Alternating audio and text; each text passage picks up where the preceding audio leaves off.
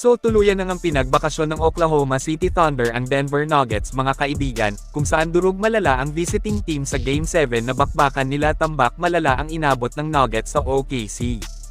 Isa sa malaking dahilan kaya natalo ng Thunder ang Denver ay nandahil sa napakaganda nilang depensa.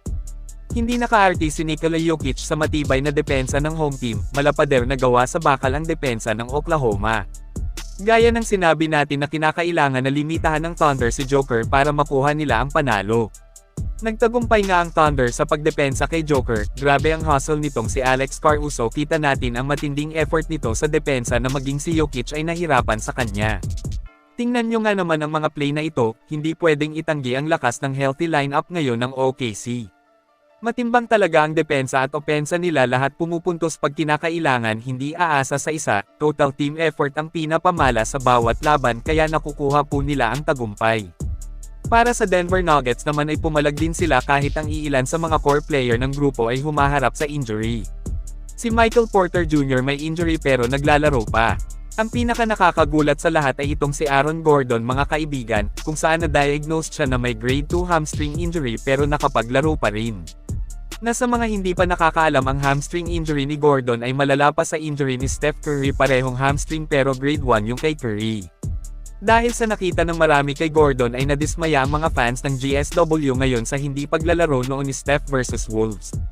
Para medyo maliwanagan ang lahat tungkol dito, well tama naman na mas malala yung injury ni Gordon kesa kay Steph. Ang kaibahan lang na hindi nakita ng iilan iba ang posisyon ng dalawa, si Curry ay point guard. Alam natin na mag-alaw yung guard kesa sa forward, mas malaki ang load ni Steph.